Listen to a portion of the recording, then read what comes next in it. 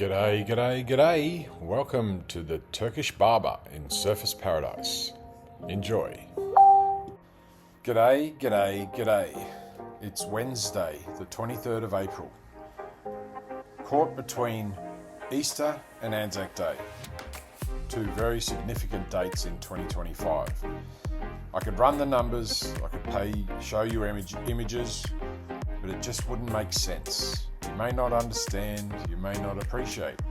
Then again, you may understand and you may totally appreciate where I've been, where I am, and where I'm possibly going.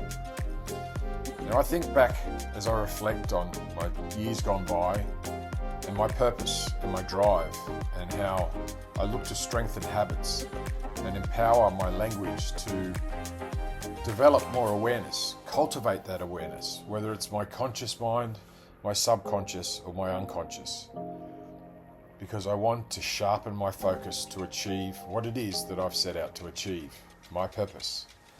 And I embrace learning, whether it's just the simple basic reading, writing, watching and listening, to practicing those methods over and over again and sharing that with the people that I love, strangers, and anyone who's prepared to listen.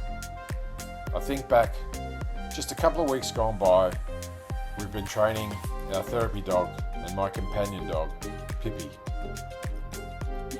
She's a straight-haired cavoodle. She's as smart and funny and friendly as you could ever imagine a companion could be. But she has a gift. She has a sixth sense. And no, it's not talking. That's only humans can do. Because we speak nonsense.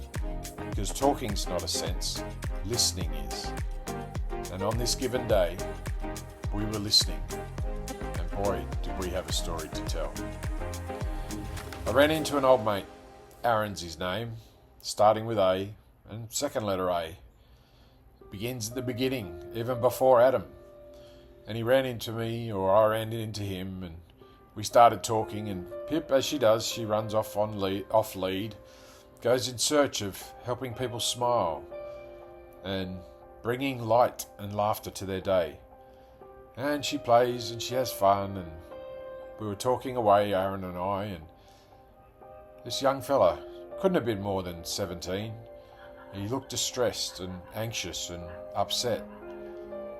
And he interrupted politely and said, "Excuse me, have you lost your dog?" To which I quietly replied, "That's okay, mate. She found you." He looked at me bewildered and couldn't quite comprehend what was going on. And he said, "I beg your pardon?" Well, maybe not that politely. His look stole the thought. I said, "Yeah, that's okay, mate. She's trained to find people who may be looking for a smile."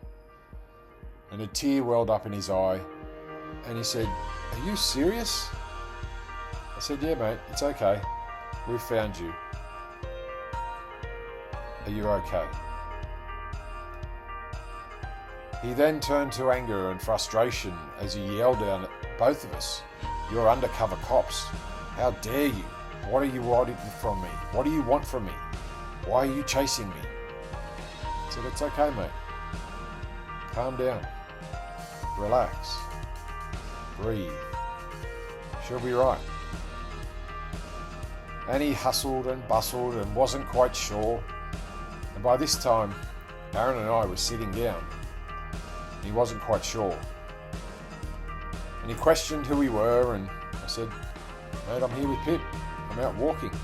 My puppy, who's looking for smiles. And this here is Aaron, a friend of mine. He's a Chook supporter. We're talking football. Do you know it?"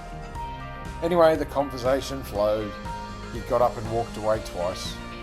Aaron, a builder, a concreter, who builds buildings, where me and Pip, we hope to rebuild lives, just one smile at a time. The conversation flowed, and it tears and laughter and joy, anger and frustration.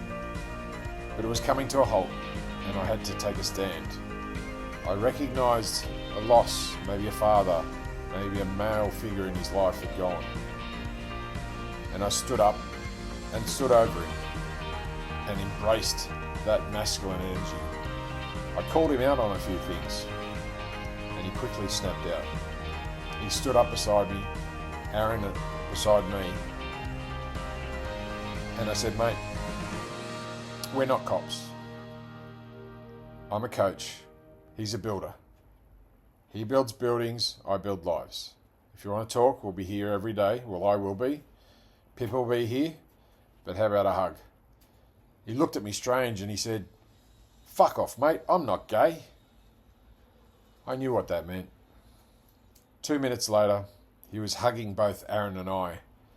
And he said to us both, thank you. You have no idea what I was going to do today. I think I was going to take my own life. That is a story too many people tell. And I'm often that voice. And regardless of whether you believe me, you can ask Aaron. He's up here on the Gold Coast too.